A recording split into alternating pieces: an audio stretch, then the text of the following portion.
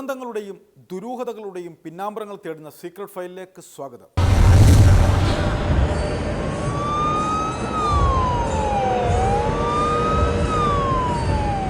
കേഡൽ ജിൻസൺ രാജ് എന്ന പേര് ഇന്ന് കേരളം മുഴുവൻ ചർച്ച ചെയ്യപ്പെടുന്ന ഒരു പേരായി മാറിക്കഴിഞ്ഞു. ഞെട്ടിപ്പിക്കുന്ന പല കൊലപാതകങ്ങളും കണ്ടു കഴിഞ്ഞവരാണ് നമ്മൾ മലയാളികൾ. പക്ഷേ ജിൻസൺ രാജ് ചെയ്ത കൊലപാതകങ്ങളാണ് ഇന്ന് ഏറെ ചർച്ച ചെയ്യപ്പെടുന്ന വിഷയം. ഇയാൾ ചെയ്ത പ്രവൃത്തി സാധാരണ കൊലയാളികൾ ചെയ്യുന്ന പ്രവൃത്തിയല്ല. ജന്മം നൽകിയ പിതാവിനെയും മാതാവിനെയും ഒപ്പം സഹോദരിയെയും വല്യമ്മയെയും നിഷ്ഠൂരമായി കൊന്നുകളഞ്ഞു.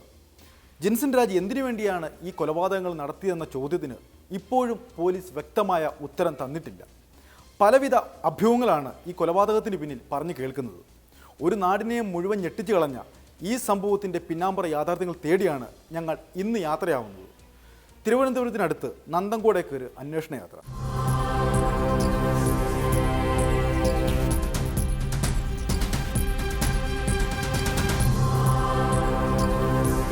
ഗേറ്റ് ഇരുമ്പ് താഴിട്ട് പൂട്ടിയിരിക്കുകയാണ്. പുറത്തുനിന്ന് നോക്കിയാൽ ഗേറ്റിനകത്ത് വിശാലമായ എസ്റ്റേറ്റിൽ ആളനക്കമുള്ളതിന്റെ ഒരു ലക്ഷണവുമില്ല. ഞങ്ങളെ കണ്ടതും സമീപവാസികളായ കുറെ ആളുകൾ കൂടി കാര്യം തിരക്കി. കാര്യസ്ഥൻ നാടാനെ കാണാൻ വന്നതാണെന്ന് പറഞ്ഞു. പിന്നീട് അവർ കാര്യങ്ങൾ ഏറ്റെടുത്തു. ഗേറ്റിനരികിൽ നിന്നും ഒരുപാട് തവണ നാടാന്റെ പേര് ചൊല്ലി വിളിച്ചു. നേരം കുറെ കടന്നുപോയി. വിളി കേട്ടിട്ടാണോ എന്നറിയില്ല, ഒരാൾ ഗേറ്റിനരികിലേക്ക് വന്നു. 65 വയസ്സോളം തോന്നിക്കുന്ന ഒരാൾ. എന്തോ ജോലി കഴിഞ്ഞു വരുന്നത് പോലെ അയാളെ കണ്ടപ്പോൾ തോന്നി. അയാൾ കാര്യസ്ഥൻ നാടാനാണെന്ന് മനസ്സിലായി. അല്പം ഭയാശങ്കകളോടെ ആ വൃദ്ധൻ ഇരുമ്പ് ഗേറ്റ് തുറന്നു. നാടാനോടൊപ്പം 2 അന്തേവാസികളും ഉണ്ടായിരുന്നു, ജിമ്മിയും ജാക്കിയും. ഈ 3 പേർ മാത്രമാണ് ഇപ്പോൾ ഈ എസ്റ്റേറ്റിൽ താമസിക്കുന്നത്.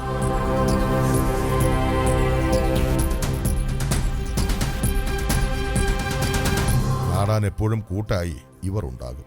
വർഷങ്ങൾക്ക് മുമ്പ് വഴിയരികിൽ നിന്നും കിട്ടിയതാണ് ഈ അന്തേവാസികളെ. അതിൽ പിന്നെ ഇവിടത്തെ സ്ഥിരം താമസക്കാരായി മാറി ഈ ശുനകന്മാർ. നാടാൻ നടന്നു നീങ്ങി, ഒപ്പം ഞങ്ങളും.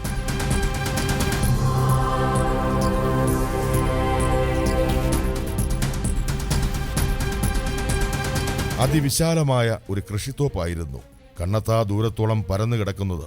റബ്ബറും വാഴയും മാങ്ങയും തെങ്ങുമെന്ന് വേണ്ട, സർവത്ര കൃഷികളും അതിലുണ്ട്. ഇത് എത്ര ഏക്കറാണെന്ന് ചോദിച്ചാൽ കാര്യസ്ഥനായ നാടാന് പോലും ഉത്തരമില്ല. ഒത്തിരി സ്ഥലമുണ്ട്, അതുമാത്രം അറിയാം ആ കാര്യസ്ഥന്. எல்லாம் ஆறுன்னு தெரியும். இந்த எத்தனை ஏக்கர்னு எனக்கு தெரியாது. அம்மன் சென்னு அங்கே வர போய் பார்க்காங்க. அப்படியே கிறங்கியும் சென்னும் அங்கே சொக்கனோ இன்னும் வந்திருந்தால் வரட்டும். அப்படி வாரது போகிறது அப்படி.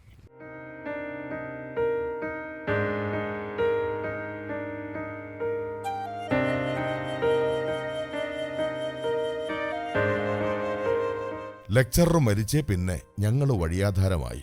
ഒരാള് പോലും ഞങ്ങളുടെ കാര്യം തിരക്കാറില്ല. ഇപ്പോഴോ ശമ്പളവുമില്ല, കുറേ പൈസ കിട്ടാനുണ്ട്. ആകെ കുഴഞ്ഞ അവസ്ഥയിലായി. നാടാനോടൊപ്പം റെയ്ത്തയും റസലുമൊക്കെ പങ്കുചേർന്നു.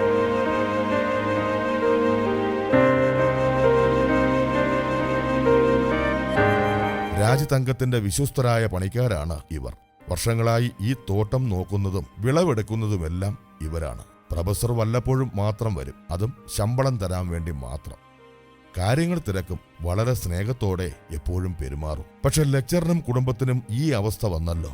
എന്തൊരു പാവം മനുഷ്യനായിരുന്നു. റീത്തയുടെ കണ്ണുകൾ ഈറനണിഞ്ഞു. ഒറ്റൊരു കെട്ടവിളക്കമേ അയാളെ കയ്യിലില്ല. ഇല്ല, നല്ലൊരു മനുഷ്യൻ. പെണ്ണുപിള്ളേ അങ്ങനെ തന്നെ, പിള്ളേരും അങ്ങനെ തന്നെ. ഇവനെ എന്തൊരു തോണിയെന്ന് നമുക്കറിഞ്ഞുകൂടാ. നമ്മളിവിടെ അല്ലേ കിടപ്പുണ്ട്. ഓ, കഴിഞ്ഞ കഴിഞ്ഞ ക്രിസ്മസിനും കുടുംബത്തോടെ എല്ലാവരും വന്ന് അവർ വെളിനാട്ടിൽ വന്ന സമയമാണ്. ഇവിടെ കാണിക്കാറുകൾക്ക് ഇവിടെ ഒരുമായിപ്പെട്ടവർ എല്ലാവർക്കും ഡ്രസ്സൊക്കെ എടുത്ത് തന്ന് പൈസകളൊക്കെ തന്നുകൊണ്ട് പോയതാണ്. തങ്ങിയില്ല, ഉടൻ പോയി. കാറിൽ വരും, അവർ ഉടൻ പോയി. അങ്ങനെ തന്നെ. അല്ലാതെ നമ്മൾ ഒരു തെറ്റായിട്ടൊന്നും നമ്മൾ കണ്ടിട്ടില്ല.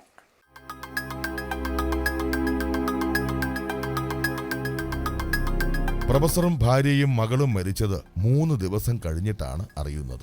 ഈ 3 ദിവസവും ഫോൺ എടുക്കുന്നതും സംസാരിക്കുന്നതുമെല്ലാം ആ ചെറുക്കനായിരുന്നു.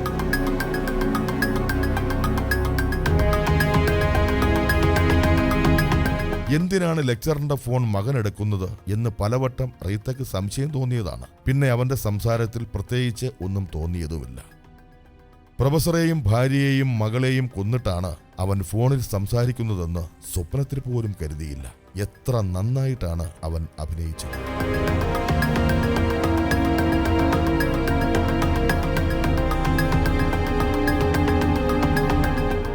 നമ്മൾ ഇപ്പോൾ അച്ചരെന്ന് വിളിച്ച് ചൊവ്വാച്ചരെന്ന് സാറ് വിളിച്ച് ഇവിടെ. അതിനുശേഷം വിളിച്ചാൽ സ്വിച്ച് ഓഫ് എന്ന് പറയും. വെളിയിൽ പോയിരിക്കണം, കന്യാകുമാരി പോയിരിക്കണം, അങ്ങനെയൊക്കെ പറയും. അവർ മാം പറയണത്. പിന്നെ നമ്മൾ പിന്നെ ഒന്നും വിളിക്കുകയും ചെയ്യില്ല. ഇനി വെളി സ്ഥലത്ത് പോയാൽ നമ്മൾ വിളിക്കുമ്പോഴത്തേക്ക് ഫോണെടുത്തില്ലെങ്കിൽ അവർക്കും ഒരുമാതിരി ആയിരിക്കും, നമുക്കും ഒരുമാതിരി ആയിരിക്കും എന്ന് പറഞ്ഞ് എന്നെ വിളിക്കില്ല. പിന്നെയാണ് ശനിയാഴ്ച ബുധനാഴ്ച നടന്നത്. വെള്ളിയാഴ്ചയും ബുധൻ വ്യാഴൻ വെള്ളി വരെ അറിഞ്ഞില്ല. ശനിയാഴ്ച തന്നെ നമ്മൾ രാത്രി അറിഞ്ഞത്.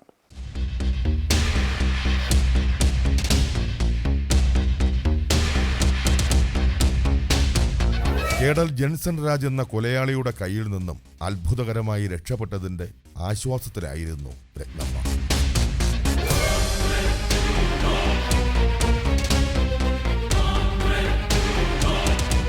ഒന്ന് പാളിയെങ്കിൽ എല്ലാം തീർന്നേനെ. അഞ്ചാമതൊരു ശവമായി മാറേണ്ടതായിരുന്നു. 3 ദിവസം കുറെ ശവങ്ങളോടൊപ്പം കഴിഞ്ഞു. ആ വീട്ടിൽ നടക്കുന്നത് എന്താണെന്ന് സ്വപ്നത്തിൽ പോലും അറിഞ്ഞിരുന്നില്ല.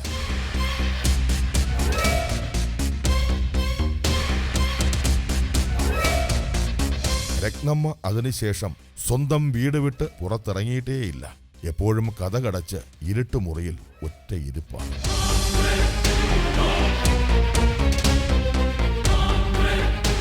അങ്ങനെ പിന്നീട് പേടിയുണ്ട്. ഇത്രയും ചെയ്തവ എന്നെ കൊല്ലാത്ത എന്ത് സംശയം എനിക്ക് പേടിയിരിക്കില്ല. അങ്ങനെ ഉണ്ട്. ഞാൻ ഇങ്ങനെയൊക്കെ ചോദ്യം കഴിച്ചപ്പോൾ അവൻ്റെ അടുത്ത് ചൂടായല്ല. അതുകൊണ്ട് അങ്ങനെ ഉണ്ടായിരുന്നു. ഇങ്ങനെ അവർ നടന്ന പിന്നീട് എൻ്റെ മനസ്സിൽ തോന്നി, അപ്പോൾ ഞാനൊന്ന് കിടന്നിരുന്നെങ്കിൽ എന്നെ കൊന്നുപോടുമായിരുന്നല്ലോ എന്ന് അവന് തോന്നി.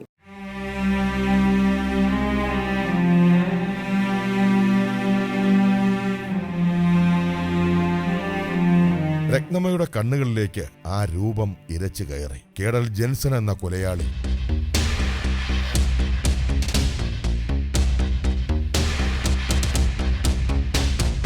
സ്വന്തം പിതാവിനെയും മാതാവിനെയും സഹോദരിയെയും വലിയമ്മയെയും കൊലപ്പെടുത്തി കത്തിച്ച് ചാമ്പലാക്കിയ പൈശാചികൻ.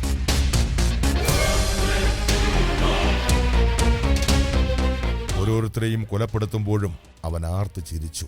അവസാന ഇരയെയും കൊലപ്പെടുത്തിയ ശേഷം അവൻ 3-ാം ദിവസം വിശ്രമിച്ചു. പിന്നെ കൂട്ടിയിട്ട മൃതദേഹങ്ങളോടൊപ്പമുള്ള താമസം.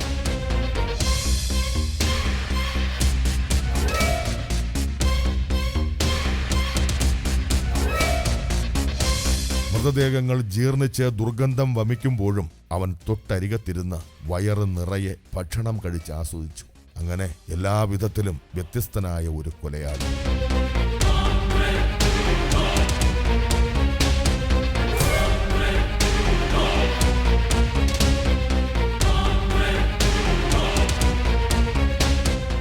താൻ ചെയ്ത കൊലപാതകങ്ങൾ ഒരിക്കലും പിടിക്കപ്പെടില്ല എന്ന് കേഡൽ കരുതി. പക്ഷേ അന്ന് രാത്രി ആസൂത്രണം ചെയ്ത കൊലപാതക പദ്ധതി പാളിപ്പോവുകയായിരുന്നു. മൃതദേഹങ്ങൾ കത്തിച്ചു കളയാം എന്ന കേഡലിൻ്റെ തീരുമാനമാണ് അയാൾക്ക് തന്നെ പിന്നീട് വിനയായി മാറിയത്. കാണാം തുടർന്നുള്ള കാഴ്ചകൾ.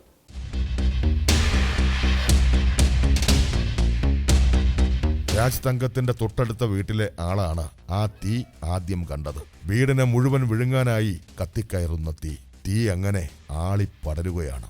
ആളുകൾ ഓടിക്കൂടി. ആ രാത്രിയിൽ എന്താണ് സംഭവിച്ചതെന്ന് ആർക്കും ഒരെത്തും പിടിയും കിട്ടിയില്ല. എങ്ങും തീനാളങ്ങൾ മാത്രം.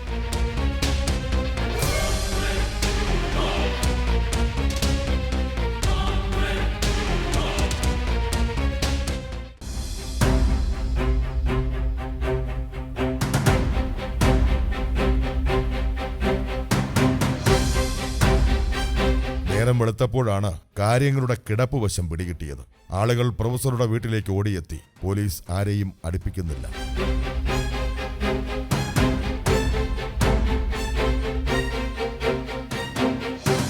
വായുവിൽ കത്തിക്കരിഞ്ഞ മാംസത്തിന്റെ ദുർഗന്ധം വമിക്കുന്നു. മൃതദേഹങ്ങൾക്ക് 3 ദിവസത്തിലേറെ പഴക്കമുണ്ടായിരുന്നു. മൃതദേഹങ്ങളെല്ലാം തിരിച്ചറിയാൻ കഴിയാത്ത വിധത്തിൽ പൂർണ്ണമായും കത്തിക്കരിഞ്ഞ നിലയിലായിരുന്നു. എങ്കിലും ഊഹാഭോഗങ്ങളുടെ അടിസ്ഥാനത്തിൽ മൃതദേഹങ്ങൾ തിരിച്ചറിഞ്ഞു.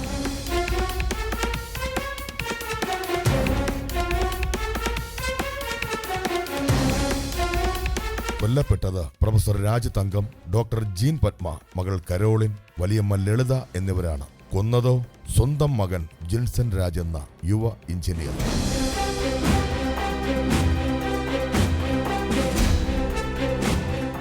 അവർ ഓട്ടത്തിന് പോകണമെന്ന് പറഞ്ഞു. അവർക്ക് കാറുണ്ട്, അതുകൊണ്ട് ഊട്ടിയിലേക്ക് പോകുന്നെന്ന് പറഞ്ഞു. വീട്ടിലേക്ക് പോയി. വേറെ ആരുമില്ല. അവൻ വേറെ ആരും സംസാരിക്കുന്ന കൂട്ടത്തിലല്ല. വേറെ കേട്ടവ മാത്രമാണ്. കന്നാസമായിട്ട് വന്ന് പെട്രോൾ വാങ്ങി പോയി. രണ്ട് കന്നാസ്. ഞാനല്ല, പുള്ളി തന്നെ ഇറങ്ങി വാങ്ങിച്ചത്.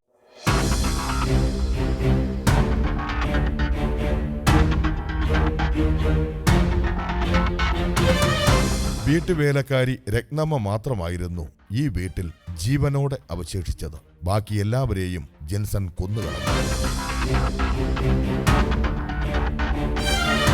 കൊലപാതകത്തിൽ പോലും ഒരു ദാക്ഷിണ്യവും അയാൾ കാണിച്ചില്ല. വളരെ പൈശാചികമായിട്ടാണ് അയാൾ ഓരോ മൃതദേഹവും വെട്ടിനുറുക്കിയത്. വെട്ടിനുറുക്കിയ മൃതദേഹങ്ങൾ കൂട്ടിയിട്ട് പെട്രോൾ ഒഴിച്ച് കത്തിച്ചു. എല്ലാം അയാൾ കൃത്യമായി ആസൂത്രണം ചെയ്തായിരുന്നു. പലവട്ടം ജോലിക്കാരി അയാളുടെ പ്രവൃത്തികൾ നിരീക്ഷിച്ചതാണ്. എല്ലാത്തിലും ഒരു അസ്വാഭാവികത തോന്നി.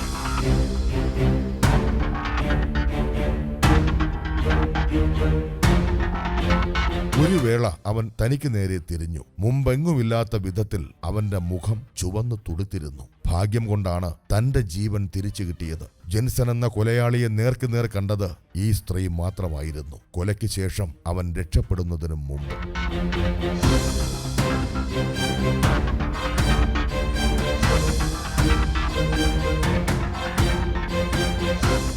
സീരിയൽ നോക്കിയിട്ട് ഇവൻ താളെ എപ്പോഴും ഇറങ്ങി വരുകയില്ല. നമ്മൾ നോക്കിയിരിക്കണം. എനിക്ക് അവിടെ പറഞ്ഞിട്ട് ഇനി വരാൻ വേണ്ടി ഞാൻ പറഞ്ഞു, ഞാൻ ഇനി ഒറ്റ ഇവിടെ കിടക്കണില്ല. ഒറ്റയ്ക്ക് നമ്മൾ കിടക്കും. ഇവൻ പിന്നീട് പറയുന്നു, അതിവിടെ പല സൗണ്ടും കേൾക്കും, പല സത്തവും കേൾക്കും, ധൈര്യം ഉണ്ടെങ്കിൽ കിടക്കുകയും പേടിയില്ലെങ്കിൽ കിടക്കുകയും, അല്ലെങ്കിൽ പോയി വീട്ടിൽ പോയി എന്ന് പറഞ്ഞു.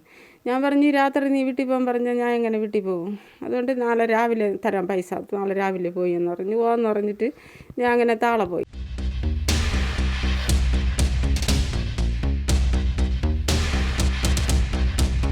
കേരള ജിൻസൺ രാജ് എങ്ങനെയാണ് കൊലയാളിയായി മാറിയത്? സ്വന്തം വീട്ടുകാർ എങ്ങനെയാണ് അയാളുടെ ശത്രുക്കളായി മാറിയത്? വീട്ടുകാർ മകനോട് ചെയ്ത ചതി എന്തായിരുന്നു? ഇങ്ങനെ ഒരുപാട് ചോദ്യങ്ങൾ ഉണ്ടായിരുന്നു ഈ കൊലപാതകത്തിനു പിന്നിൽ.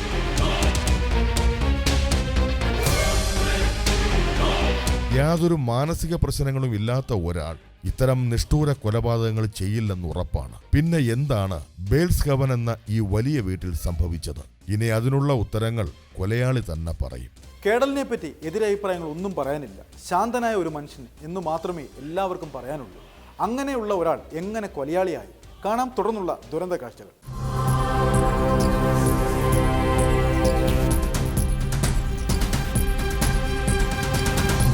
കേടലിനെ പറ്റി ആർക്കും മോശമായി ഒന്നും പറയാനില്ലായിരുന്നു. എല്ലാവരോടും സൗമ്യമായ പെരുമാറ്റം. അധികം സംസാരിക്കുന്ന പ്രകൃതക്കാരനുമല്ല. വല്ലപ്പോഴുമേ വീടിന് പുറത്ത് കാണൂ. എപ്പോഴും കമ്പ്യൂട്ടറിന് മുന്നിൽ ചടഞ്ഞുകൂടിയിരിക്കും. സുഹൃത്തുക്കൾ അധികമില്ലാത്തതുകൊണ്ട് ഇയാളുടെ ലോകം എപ്പോഴും കമ്പ്യൂട്ടറിന് മുന്നിലായിരിക്കും. ആകെ മിണ്ടുന്നത് മാതാവിനോട് മാത്രമായിരുന്നു. പിതാവിനെയും സഹോദരിയെയും എന്നേ ഇയാൾ അകറ്റിയിരുന്നു. ഇയാളുടെ മനസ്സിൽ ഒരു പ്രതികാരം കാത്തു കിടക്കുന്നത് ഒരാൾ പോലും അറിഞ്ഞിരുന്നില്ല.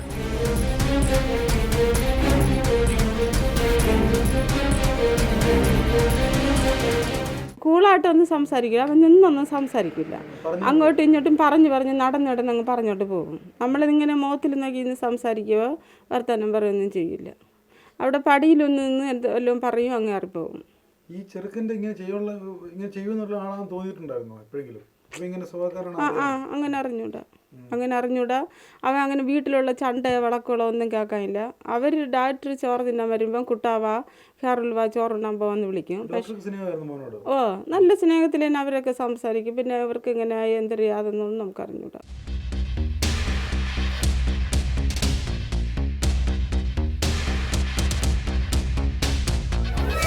സ്വന്തം ഫാം ഹൗസിൽ പോലും ഇയാൾ പോകാറില്ലായിരുന്നു.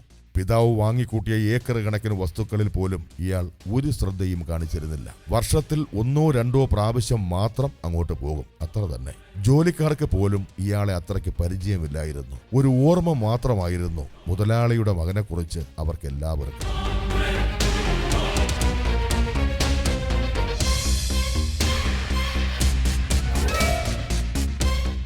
ചെറുക്കൻ വന്നു വെച്ചാൽ 2 വർഷം ഇരിക്കും. വരുമ്പോൾ ഒരു ദിവസം വന്ന് എന്നെ അറിമുഖപ്പെടുത്തി. ഇവൻ വന്നു. ശരി, അപ്പോൾ ആസ്ട്രേലിയയിൽ എവിടെ പഠിച്ചുകൊണ്ടിരിക്കുന്ന സമയം തോന്നുന്നു. ഇപ്പോഴും എനിക്ക് ഇതിനെപ്പറ്റി വിശ്വസിക്കാൻ പറ്റുന്നില്ല. ഇവൻ എങ്ങനെ അത്ര അടുപ്പമായിട്ടാണ് തന്തയും മക്കളും. ഡാക്ടറായിരുന്നാലും അതുപോലെ തന്നെ. ഡാക്ടർ വരുന്ന ക്രിസ്മസ് സമയത്ത് വന്നാൽ നമുക്ക് ഇവിടെ നിൽക്കുന്ന പാർട്ടി എനിക്ക് സ്പെഷ്യലായിട്ട് ഷർട്ട്, വേസ്റ്റ്.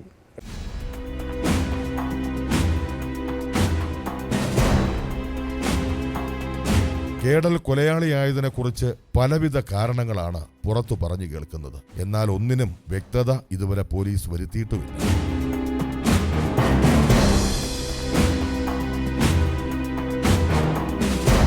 പിതാവിന്റെ സ്വഭാവ ദൂഷ്യമാണ് കൊലയിലേക്ക് നയിച്ചതെന്ന് ഒരു കാരണം ചൂണ്ടിക്കാട്ടുന്നു. എന്നാൽ ബാല്യത്തിലെ കേടലിനെ മാതാപിതാക്കൾ മകനെന്ന നിലയിൽ അവഗണിച്ചതാണ് ഈ പകയ്ക്കുള്ള കാരണമെന്ന് മറ്റൊരു കാരണവും പറയും.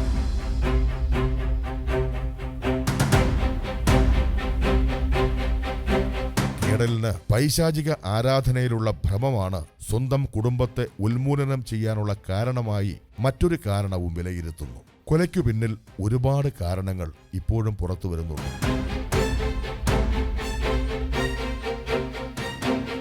പക്ഷേ ഒന്നിനും ഒരു സ്ഥിരീകരണവും ഇല്ല എന്നതാണ് മറ്റൊരു യാഥാർത്ഥ്യം. കേടൽ ഓരോ തവണയും മൊഴി മാറ്റി മാറ്റി പറയുന്നതാണ് കേസന്വേഷണത്തെ ബാധിക്കുന്നതെന്ന് പോലീസും പറയുന്നു.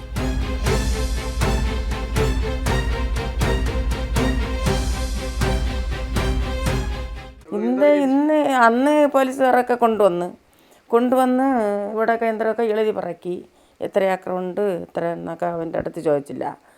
കൂടെ പറഞ്ഞ ആളിൻ്റെ അടുത്ത് ചോദിച്ചിട്ട് സംസാരിച്ച് അവൻ എങ്ങനെയായിരുന്നു വിലം കിട്ടിരുന്ന കയ്യിൽ.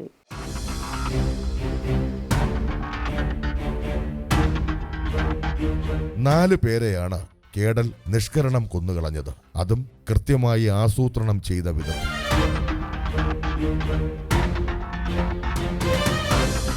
സ്വന്തം അടിവേര് തന്നെ പറഞ്ഞു പോകുന്ന വിധത്തിൽ അയാൾ സ്വന്തം കുടുംബത്തെ കൊല്ലണമെങ്കിൽ അയാൾക്കൊരു വ്യക്തമായ കാരണമുണ്ടാകും.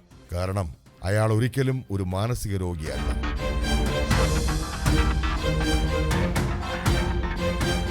ആ കാരണം കേടലിനു മാത്രം അറിയാവുന്ന രഹസ്യമായി ഇപ്പോഴും അവശേഷിക്കുന്നു. കേടലിന് ഇനിയും ഒരുപാട് പറയാനുണ്ട്, ഒപ്പം പറയിപ്പിക്കാൻ പോലീസിനും. കൊച്ചിൻ്റെ കാര്യം വിചാരിച്ചിട്ടുണ്ട്. 2-3 ദിവസം കൊണ്ട് തലവേദന, എനിക്ക് ആഹാരമൊന്നും തിന്നാൻ ഇവിടെ വന്നപ്പോഴും വേണ്ട. അങ്ങനെ എനിക്ക് മനപ്രയാസമുണ്ട്. ഇവരിങ്ങനെ ഈ ചെറുക്കം ഇങ്ങനെ ചെയ്ത് കളഞ്ഞല്ലായിരുന്നു.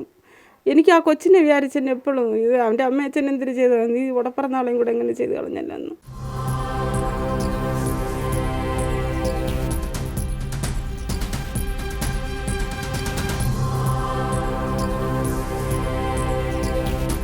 ആ ഗേറ്റ് ഞങ്ങൾക്ക് മുന്നിൽ അടഞ്ഞു.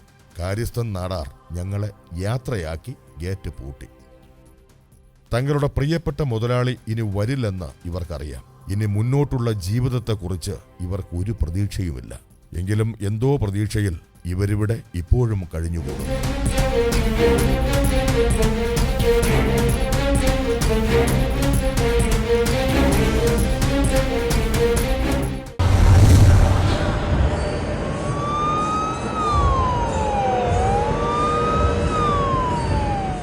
കേടൽ എന്ന കൊലപാതകിയെ പോലീസ് വിശദമായി ചോദ്യം ചെയ്തു വരികയാണ്.